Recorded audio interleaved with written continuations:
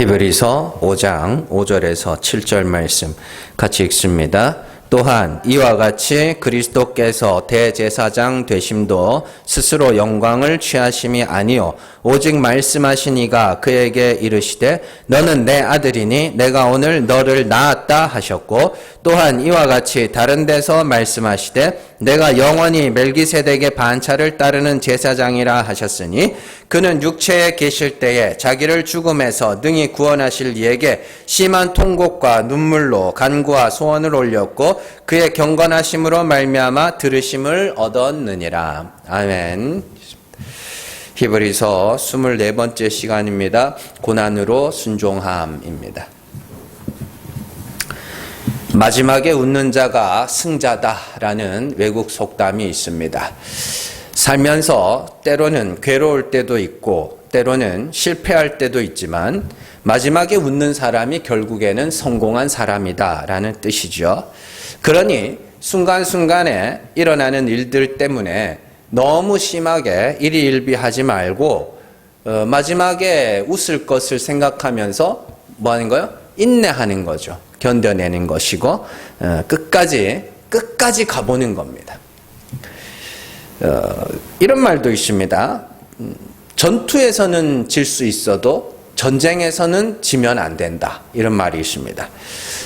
세계 2차 대전에서 일어났던 그 수많은 전투, 그 전투에서 이긴 것은 독일과 일본이 월등하게 많다고 합니다. 전투에서 승리한 것은 월등히 많다고 그럽니다. 그러나 결과적으로는 전쟁에서는 졌습니다. 전쟁에서는 졌어요. 전투는 그 수많은 전투를 이겼음에도 불구하고 결정적인 몇 번의 전투 때문에 그들이 패전국이 되는 그런 일들이 있었죠. 자, 이런 속담이나 격언들은 사실 우리의 신앙생활과도 많이 닮아 있습니다.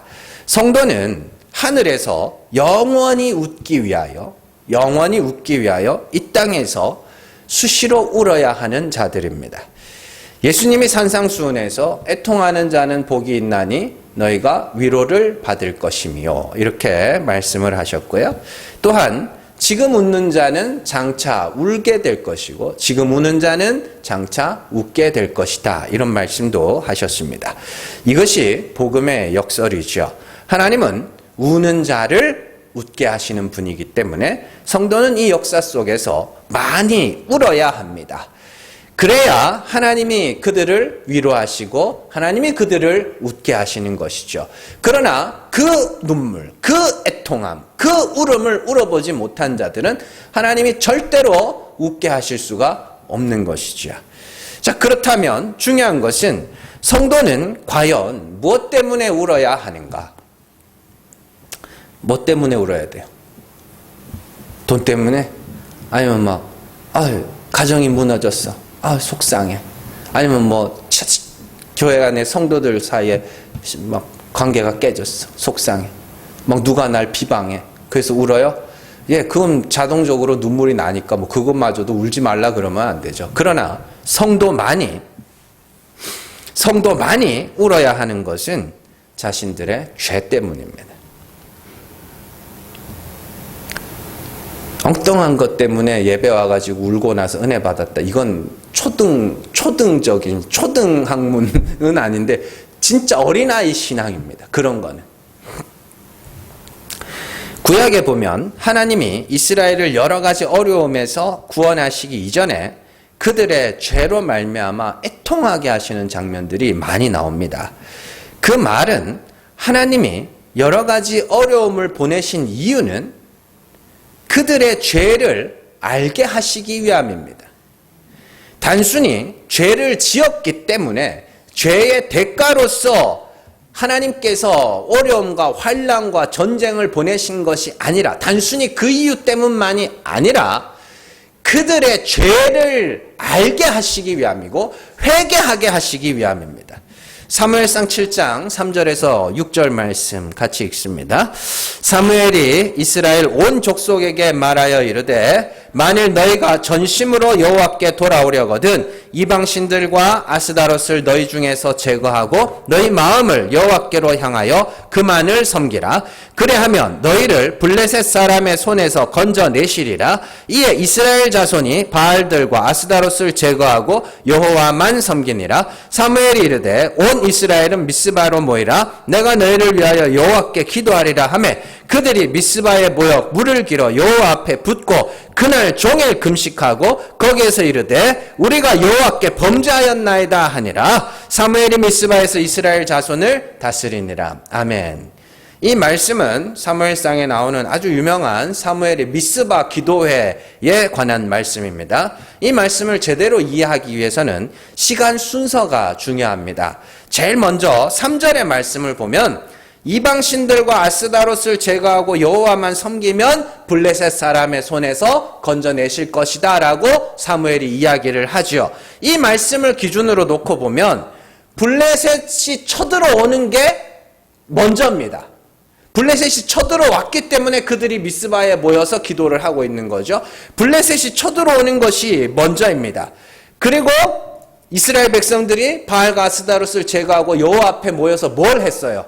우리가 범죄하였나이다 하고 회개했습니다. 그리고 이 말씀 이후에 하나님께서 큰 우레를 블레셋 군대에게 바람으로써 그들을 흩으심으로 이기게 하시는 장면이 나옵니다.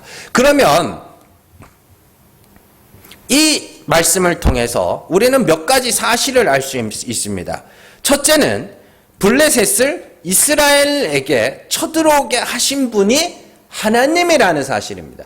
이거는 성경을 다 굳이 안 찾아봐도 됩니다. 사사기 1장, 2장, 3장을 보면 다 나옵니다. 하나님께서 여호와의 전쟁을 알지 못하는 다른 세대, 이스라엘의 다른 세대를 그들에게 하나님이 어떤 분인지를 가르쳐 주시기 위해, 하나님의 전쟁이 뭔지를 가르쳐 주시기 위해 이방 민족들을 남겨두셨고 그들이 범죄하면 이방 민족을 일으켜 보내셨다고 이야기를 합니다. 그 말은 뭐예요? 하나님이 블레셋을 보내셨다는 거죠. 우발적으로 블레셋이 우발적인 사건을 일으킨 것이 아니라는 이야기입니다. 두 번째는 하나님이 블레셋을 보내신 이유가 뭐냐?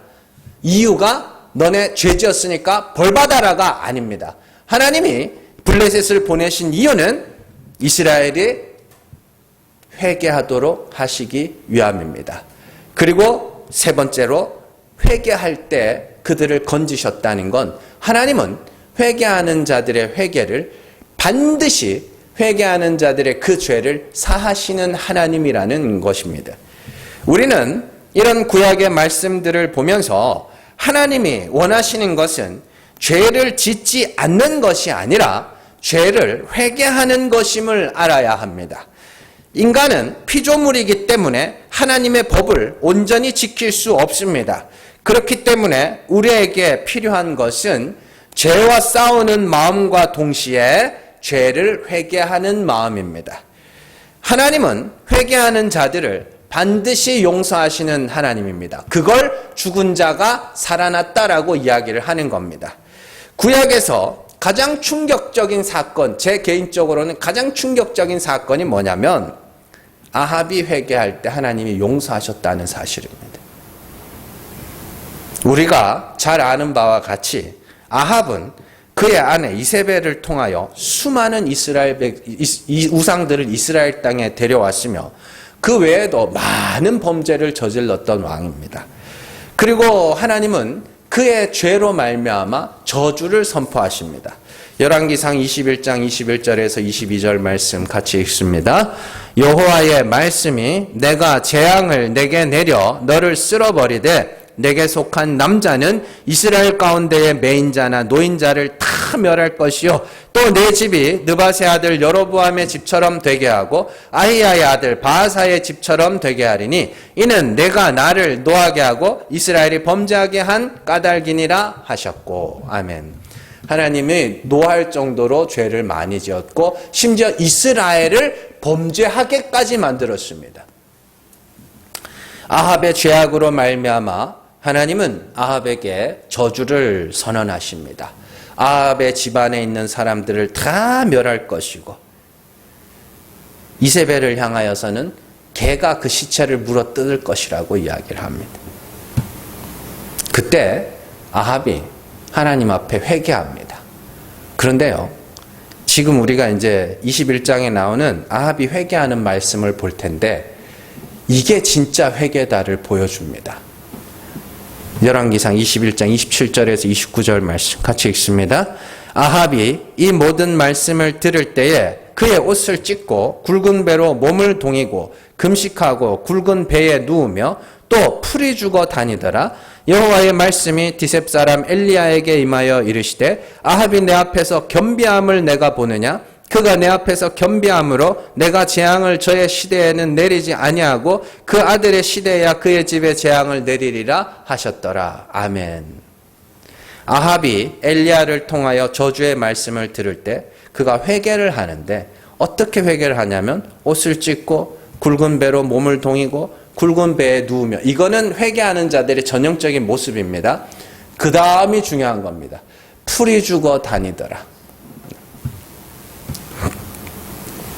자신의 죄를 알게 되자, 그리고 그로 말미암아 하나님이 불쌍히 여겨주심을 바라는 자가 되자 그가 풀이 죽어 다니게 됩니다. 이게 성경이 말하는 약함이고, 이게 성경이 말하는 낮아짐이고, 이것이 성경이 말하는 겸손입니다. 풀이 죽어 다니는 것. 복음을 전할 때 사람들 중에 이런 사람들이 있습니다. 너무 뻔뻔하게 그래 나 죄인이야, 그래 난 죄인이니까, 이 말을 이렇게 해요. 정말로 하나도 바꾸지 않고 어차피 난 죄인이니까 이러는 거예요. 이것은 진정한 회개의 모습이 아니며 그것은 말로만 하는 회개이지 하나님께서 원하시는 회개의 모습이 아닙니다. 일본이 일제시대 일제 36년 동안 우리나라를 강제징용을 하고 그랬다고 하죠. 자, 그래서 우리나라 사람들이 끌려갔던 위안부 할머니라든지 강제징용 노동자든지 이런 사람들이 계속해서 요구하는 게 뭐냐면 진정성 있는 사과라고 합니다. 진정성 있는 사과. 그러니까 자기들이 볼 때는 진정성이 없어 보이는 것이죠. 왜요? 풀이 죽질 않으니까.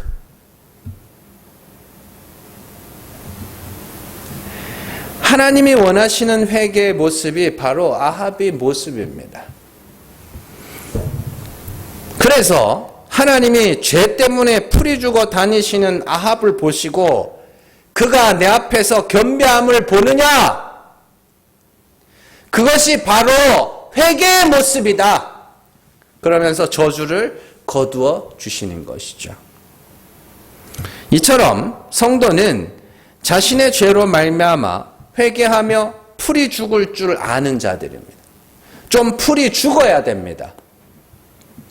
예수의 십자가가 우리의 죄를 사하였다. 그러니 우리는 기쁘다. 그거 아닙니다. 성경 어디에서도 그렇게 이야기하지 않습니다. 항상 기뻐하라고 이야기하지만 그 기쁨은 근심이 바탕이 된 기쁨입니다. 자기의 죄로 말미암아 풀이 죽은 자들이 예수의 십자가로 말미암아 기뻐하는 것입니다. 나는 이제 죄가 없다. 이게 기쁜 게 아니란 말입니다.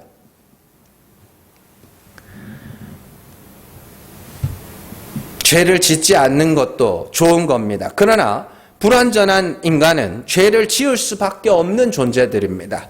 그렇기 때문에 죄를 짓지 않으려는 노력과 동시에 자신의 죄 앞에서 자신의 죄를 회개하며 자기를 낮추는 자가 되어야 합니다. 좀 풀이 죽어야 된다는 이야기입니다.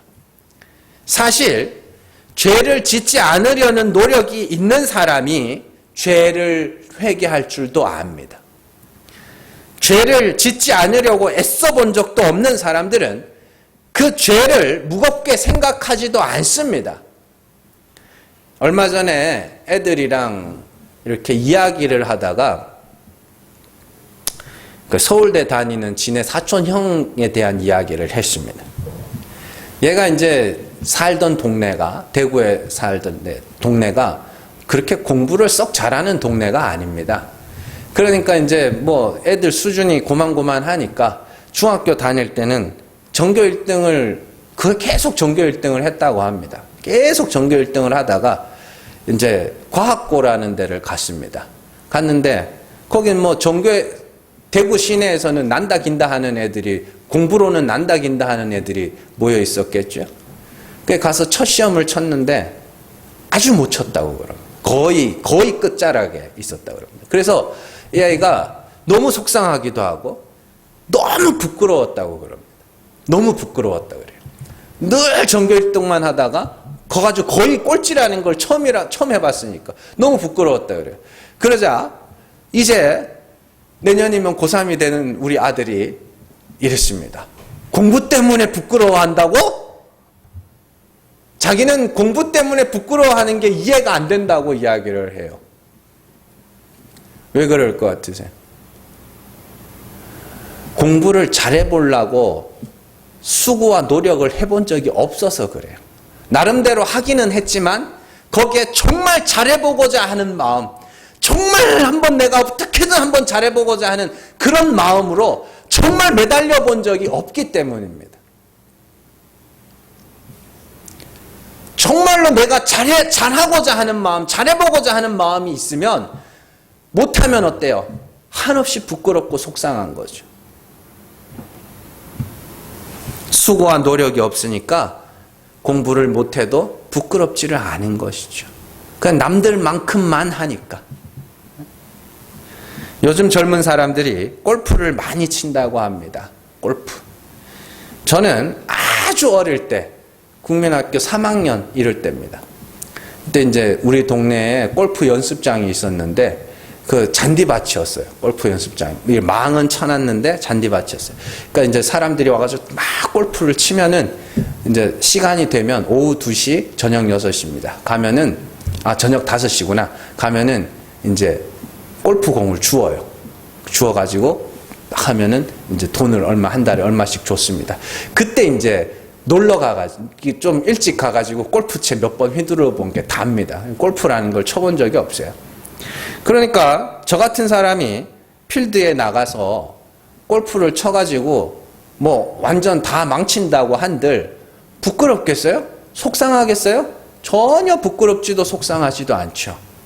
그런데 제가 정말 얼굴이 시뻘개지고 등에서 식은땀이 줄줄 흐를 때가 있습니다. 너무너무 부끄러워서. 언제냐면 설교하다가 성경 틀릴 때. 몇 장 몇 절 보시겠습니다 했는데 그거 아닐 때 있죠. 성경 틀리고 또 설교 이렇게 녹화한 거 편집하다 보면 제가 사람 이름을 잘못 말할 때가 많습니다. 그때 부끄럽습니다. 한없이 부끄럽습니다. 왜요? 저는 설교를 위해서 나름대로 많은 시간과 노력을 거의 일주일을 다 털어놓다시피 그렇게 하다 보니까 그게 부끄러운 거예요. 우리는요, 죄를 안 지으려고 하는, 죄와 싸우려고 하는 그 시도가 있어야 비로소 그 죄 때문에 부끄러워하는 겁니다. 내가 하나님 앞에서 정말로 죄를 안 지어봐야 되겠다고 하는 그 수고와 노력이 없는데 어떻게 그 죄를 부끄러워하겠냐고. 그러니까 사람들이 죄를 함부로 짓고 나는 어차피 죄인이니까 이런 소리를 하는 겁니다. 율법은 하나님이 주신 것입니다. 그렇기 때문에 율법이 말하는 죄를 짓지 않기 위해서 우리는 죽도록 싸워봐야 합니다. 그래야 내 죄가 드러날 때 부끄러워하고 풀이 죽고 애통하며 회개하게 되는 것이죠. 죄와 싸워보지도 않은 사람이나 어차피 난 죄인이니까 하고 뻔뻔하게 굴지만 죄와 싸워본 사람들은 그 죄 때문에 한없이 부끄러워합니다. 오늘 말씀은 대제사장으로서의 예수님에 대해서 이야기하고 있습니다. 특별히 오늘 말씀에서 강조하는 부분은 구약의 대제사장과 하늘의 대제사장이신 예수 그리스도의 공통점에 대한 겁니다. 구약의 대제사장은 아론의 반차를 따르는 사람들입니다. 그런데 아론이 대제사장이 된 것은 자기가 자원하여 된 것이 아니죠. 하나님이 택하여 세우셨습니다. 하나님께서 아론을 택하신 증거가 뭐였어요? 고라와 다단과 아비람이 우리도 제사장 할란다, 우리도 제사장 할란다라고 할 때 모세가 야 너네 그러지 마라. 하나님 앞에 벌 받는다. 하나님이 하라고 아론한테 하라고 한 거지. 그러니까 사람들이 안 믿어요. 하나님이 아론한테 시켰다는 증거를 대봐. 니만 하나님의 신을 받았냐? 너만 하나님의 영을 받았냐? 그게 그 말입니다. 왜 너만 하나님의 말씀을 듣고 네 마음대로 아론을 제사장으로 세워? 이 이야기거든요. 그러자 하나님께서 말씀하십니다. 각 지파별로 한 명씩 지팡이를 갖고 와라. 그리고 성막 앞에 세워둡니다. 이튿날이 되니까 아론의 지팡이에서 싹이 나죠. 꽃이 피고 하나님이 택하신 겁니다. 자, 구약의 대제사장을 하나님이 택하신 것처럼 하늘의 대제사장 예수 그리스도 하나님이 택하셨다는 증거가 있어야 되겠죠. 그리고 예수님이 하나님이 택하신 대제사장이라는 증거로서 시편의 말씀 두 구절을 인용하고 있습니다. 하나는 시편 2편에 나오는 너는 내 아들이니 내가 오늘 너를 낳았다라는 말씀이고, 두 번째는 네가 영원히 멜기세덱의 반차를 따르는 제사장이 될 것이다 라는 시편 110편의 말씀이죠. 이 두 말씀이 어떻게 예수님이 하나님이 택하신 제사장이심을 말하고 있는지 먼저 살펴보도록 하겠습니다. 시편 2편의 말씀에서 너는 내 아들이니 내가 오늘 너를 낳았다, 이렇게 이야기를 합니다. 이게 예수님이 택하신 제사장이라는 것과 무슨 상관이 있어요? 이게. 네? 자, 이 말씀을 이해하려면 시편 2편의 그 주변의 이야기들을 알아야 됩니다. 시편 2편 6절에서 8절 말씀 같이 읽습니다. 내가 나의 왕을 내 거룩한 산 시온에 세웠다 하시리로다. 내가 여호와의 명령을 전하노라. 여호와께서 내게 이르시되 너는 내 아들이라. 오늘 내가 너를 낳았도다. 내게 구하라. 내가 이방 나라를 내 유업으로 주리니 내 소유가 땅끝까지 이르리로다. 아멘. 하나님은 나의 왕을 시온에 세웠다. 시온에 세웠다 하셨고, 그 왕은 하나님의 아들이라 이렇게 이야기를 합니다. 그리고 그에게 이방 나라를 유업으로 주겠다. 그래서 네 소유가 땅끝까지 이르리로다라는 말은 그 이방 나라가 네 소유가 땅끝까지, 그래서 복음이 땅끝까지 흘러간다는 말씀도 다 여기서 파생된 겁니다. 그래서 복음이 땅끝까지 흘러가면 이방의 많은 나라들이 그리스도께로 온다, 그런 내용이죠. 자, 그리고 그들의 죄를 어떻게 해요? 사하시죠. 그래서 예수님은 왕이시면서 동시에 어떻게 해요? 대제사장이십니다. 하나님의 아들이시며 왕이시며 대제사장이십니다. 백성들의 죄를 대신하여 죽는 왕, 그게 대제사장인 것이죠. 그래서 시편 110편에 멜기세덱의 반차를 따르는 제사장 이야기가 나오는 겁니다. 멜기세덱은 창세기에서 아브라함에 대한 기사에 등장하는데, 이 사람은 살렘 왕으로서 하나님을 섬기는 대제사장이라 이야기를 합니다. 창세기 14장 18절 말씀 같이 읽습니다. 살렘 왕 멜기세덱이 떡과 포도주를 가지고 나왔으니 그는 지극히 높으신 하나님의 제사장이었더라. 아멘. 잘 보시면 멜기세덱이 나오는데, 이 사람은 왕이면서 동시에 지극히 높으신 하나님의 제사장이죠. 구약에서는 대제사장과 왕은 엄연히 분리되어 있는 직분입니다. 그렇죠. 둘 다 하나님이 택하셔서 세우기는 했지만 왕이 대제사장의 역할을 할 수 없고 대제사장이 왕의 역할을 할 수 없습니다. 둘은 엄연히 분리되어 있습니다. 그런데 하늘의 대제사장 예수 그리스도는 백성의 죄를 위하여 죽으시는 왕이시면서 동시에 그의 백성들의 죄를 사하는 대제사장이십니다. 그리고 그의 모형이 되었던 멜기세덱, 구약의 멜기세덱 또한 왕이면서 동시에 제사장이었던 것이죠. 그래서 이 왕의 이 시편 2편의 말씀과 시편 110편의 말씀을 종합해 보면 하나님의 아들이시며 왕이시며 동시에 대제사장이신 분은 예수 그리스도뿐이다라는 것을 이야기하고 있는 것이죠. 그래서 예수님께서 올라오실 때 물에서 세례 받으시고 올라오실 때 하늘이 열리고 성령이 비둘기같이 임하면서 말씀이 임하죠. 이는 내 사랑하는 아들이요 내 기뻐하는 자다. 그래서 이게 내 아들이야. 그게 시편 2편의 내 아들이야. 이게 왕이야. 이렇게 이야기를 하는 겁니다. 내 기뻐하는 자는 뭐야? 여디디야. 그런 거죠. 그러니까 구약에 있는 그 다윗의 자손, 여호와의 성전을 완공할 다윗의 자손이 솔로몬이 아니라 진짜는 예수 그리스도였다라는 것이죠. 어쨌든 이런 거는 그냥 다 상식입니다. 상식. 뭐 특별한 발견 이런 게 아니라. 그런데 이제 진짜 중요한 것은 7절 말씀입니다. 예수님이 육체에 계실 때 자기를 죽음에서 능히 구원하실 이에게 심한 통곡과 눈물로 간구와 소원을 올렸고 그 간구와 소원이 들으심을 얻었다라고 합니다. 예수님은 무엇 때문에 심한 통곡과 눈물로 간구와 소원을 올렸어요? 무엇 때문에? 예수님은 대제사장이심과 동시에 영원한 제물입니다. 제물은 백성들의 죄를 대신하여 죽는 겁니다. 그렇다면 예수님께서 올리신 예수님의 그 심한 통곡과 눈물은 백성들, 자기가 짊어지고 있는 백성들의 죄, 그것으로 말미암은 통곡과 눈물입니다. 그 통곡과 눈물로 누구에게? 죽은 자를 가운데서 살리실 하나님께 통곡과 눈물로 올렸다고 이야기를 하죠. 그리고 그 기도와 간구가 응답이 되었다.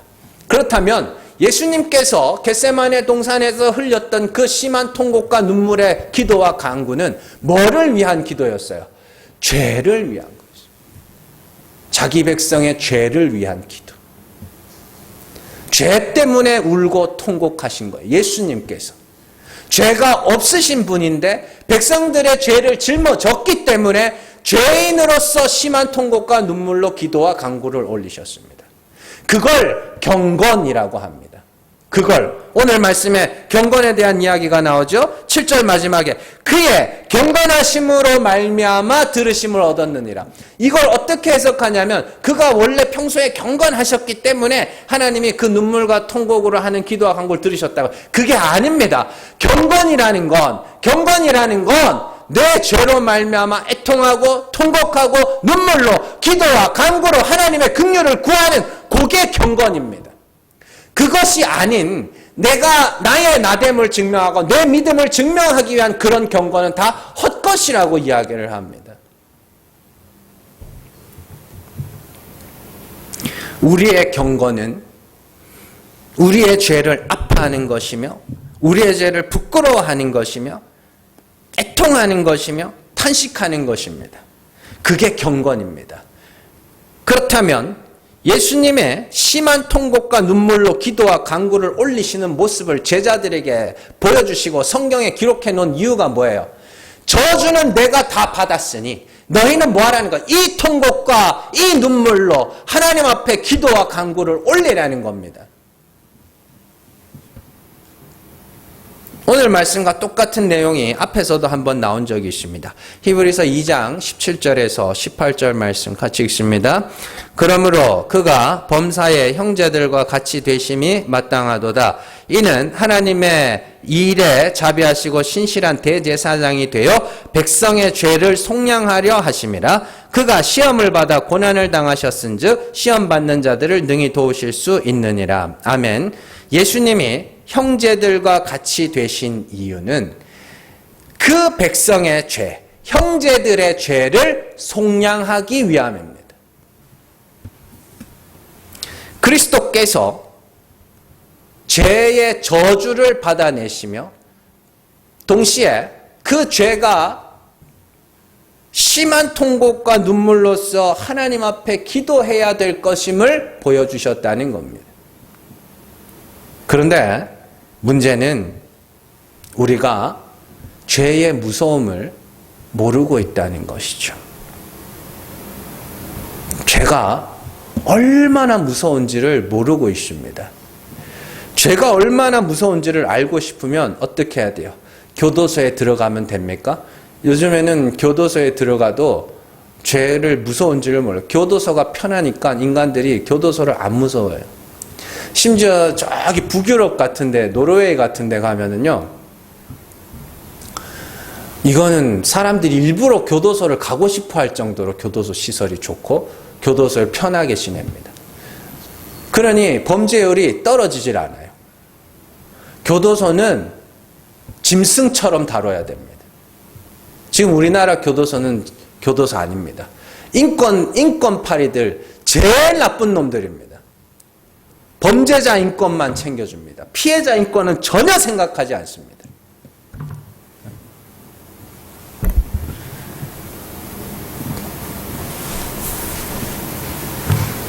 죄가 얼마나 무서운지를 알고 싶으면 예수님의 십자가 앞으로 가야 됩니다.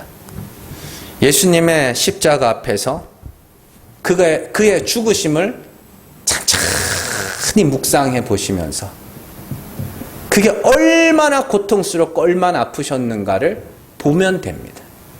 왜요? 예수님이 죽으심은 우리의 죄와 허물 때문이라면서요. 예수님이 죽으신 것은 우리의 죄 때문이라면서요. 그 예수님이 맞으신 것은, 채찍에 맞으신 것은 우리의 허물 때문이라면서요. 그러면 우리의 죄가 십자가에서 못 박혀서 물과 피를 다 쏟아서 죽어야 할 만큼 우리의 죄가 그렇게 무서운 거라는 이야기입니다. 채찍에 맞아서 살이 찢어지고 찢겨져야 될 만큼 우리의 죄가 그렇게나 고통스럽고 무서운 거라는 겁니다. 왜 그 십자가를 보면서 예수님이 다 십자가의 죄를 다 사하셨구나. 아싸, 나는 이제 죄 없다. 이게 어떻게 되냐고요. 아닙니다. 그 십자가의 형벌을 통해서 우리는 이 죄라는 것이 이렇게 무서운 거구나를 알아야 됩니다. 구약에서도 마찬가지입니다. 구약에서도 죄를 사하기 위하여 희생제물이 드려졌죠. 희생제물이 어떻게 드려졌습니까? 껍질을 다 벗겨냅니다. 내장을 다 도려냅니다. 기름을 다 떼냅니다. 그리고는 불태웁니다. 그 양이 죽어가고 소가 죽어가고 염소가 죽어가고 비둘기가 죽어가는 그 과정들을 보면서 죄라는 것이 이렇게 무서운 거구나를 배워야 되는 겁니다. 우리는 아무 생각 없이 죄 짓고 아무 생각 없이 누구나 미워하고 아무 생각 없이 거짓말하고 아무 생각 없이 간음을 저지르고 음란한 짓을 하고 아무 생각 없이 하나님을 함부로 말하고 아무 생각 없이 말씀을 대하지만 그 죄는 누군가가 죽어야 할 만큼 무서운 죄입니다. 그 죄가 얼마나 무서운지를 알아야 되는 거예요. 하나님은 십자가를 통해서 우리의 죄가 얼마나 무서운지를 보여주시는데 그 십자가 앞에서 사람들은 두 가지 반응을 보입니다. 첫 번째는 나는 죄 없다는 거죠. 왜 그러는 것 같으세요? 예수님은 나를 위하여 죽으셨다 그러는데 나는 죄가 없어. 그래서 나는 뭐 한 거예요? 나는 예수를 안 죽였어. 예수님은 내 죄 때문에 죽은 거 아니야. 면피하려고 그러는 거죠. 이런 일들은 우리 주변에서도 많이 볼 수 있습니다. 집에서 그릇이 깨졌습니다. 그릇 설거지하는데 옆에 지나가는 사람이 팔을 툭 쳐가지고 탁 놓쳐가지고 그릇이 깨졌습니다. 그랬더니 야, 네가 팔 쳐가지고 깨졌잖아. 그랬더니 내가 왜? 이럽니다. 우리가 십자가를 대하는 게 그렇습니다. 예수님은 우리의 죄와 허물 때문에 죽었는데 예수님이 나 때문에 죽었다는 것이 싫은 거예요. 그리고 또 한 부류의 사람들은 죄의 무서움을 간과합니다. 죄는 별것 아니라 생각하고 내 죄가 그 정도로 무서운 죄는 아니라고 생각합니다. 아닙니다. 죄의 삭은 사망입니다. 우리가 별것 아니라 생각하는 그 죄가 예수님을 십자가에 매달았습니다. 우리는 십자가를 보면서 죄의 무서움을 알고 내 죄가 드러날 때마다 울어야 합니다. 우리의 죄는 대충 잘못했어요 정도가 아니라 십자가에서 저주를 받아 죽어야 할 만큼 심각하고 무서운 겁니다. 무거운 겁니다. 두려운 겁니다. 그러니 함부로 죄 짓지 마세요. 함부로 죄 짓지 마시고 그러나 피조물인지라 죄가 드러나면 부끄러워하시고 심한 통곡과 눈물로 하나님 앞에 회개하십시오. 정말로요. 그러면 그 죄를 대신 지시고 십자가에 오르신 예수 그리스도의 희생이 얼마나 값진지를 알게 됩니다. 하나님께서 우리를 위하여 베푸신 사랑이 얼마나 큰지도 알게 됩니다. 우리의 죄는 십자가에서 온몸의 피를 다 쏟아내서 죽어야 할 만큼 크고 무서운 겁니다. 함부로 나는 죄인이니까 그런 소리 하지 마세요. 2년 전인가요? 2년 전이, 제 기억으로는 2년 전입니다. 텔레비전에서 한동안 암에 대한 이야기를 많이 했습니다. 오락 프로그램이나 뭐 연애 프로그램이나 드라마나 이런 데서 자주 암 걸리겠네, 바람 유발자, 뭐 이런 이야기들을 많이 했습니다. 그게 마치 유행처럼, 아우 암 걸리겠다. 애들도 막 그랬습니다. 어우 야, 니 때문에 안 걸리겠다. 이런 말들을 많이 했습니다. 그런데 그때 암 환자들이 항의를 하기 시작했습니다. 당신들이 암이 얼마나 무서운지를 아냐고. 암이라는 질병이 얼마나 무섭고 얼마나 두려운지를 아냐고. 왜 그렇게 함부로 암이라는 이야기를 많이 하냐고.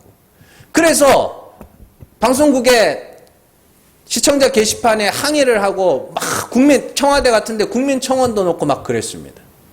그래서 요즘에 텔레비전에서 바람 유발자, 암 걸리겠네 이런 표현 안 합니다.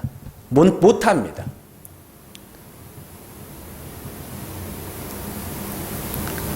우리가 죄를 대하는 게 그래요. 우리가 죄를 대하는 게 그렇다고요. 예수님은 그 죄 때문에 몸에 모든 물과 피를 다 쏟고 죽으셨다고 하는데 왜 우리는 함부로 난 죄인이니까 왜 함부로 그렇게 말하고 다니냐고요. 무서운 겁니다. 두려운 겁니다. 부끄러운 거고요. 그래서 그 무서움을 조금이라도 아는 사람들은 죄를 안 지으려고 노력하죠. 그러나 피조물인지라 죄가 드러나면 부끄러워하죠. 무서워하고 두려워하죠.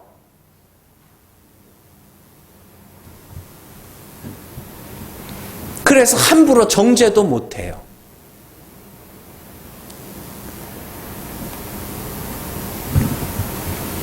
여러분들, 예수 그리스도의 경건함을 본받으시기를 바랍니다. 그리스도께서 우리의 죄를 지시고 심한 통곡과 눈물로 간구하셨던 것처럼 우리도 우리의 죄로 말미암아 심한 통곡과 눈물로 간구해야 됩니다. 그러면 하나님이 그리스도를 죽은 자 가운데서 살리신 것처럼 그리스도의 피로 우리를 씻으시고 우리를 살리실 겁니다. 그들만 천국에 갑니다. 그들만. 죄 때문에 많이 우세요. 죄의 무서움을 아세요. 그리고 두려워하고 무서워하고 그리고 우세요. 통곡하시고 탄식하시고 부끄러워하세요. 그리고 나서 예수로 말미암아 기뻐하는 겁니다. 그들만이 내가 그리스도를 의지한다 고백할 수 있는 진짜 성도들입니다. 정말로 경건한 저와 여러분들 되시기를 주님의 이름으로 축원합니다. 기도하겠습니다.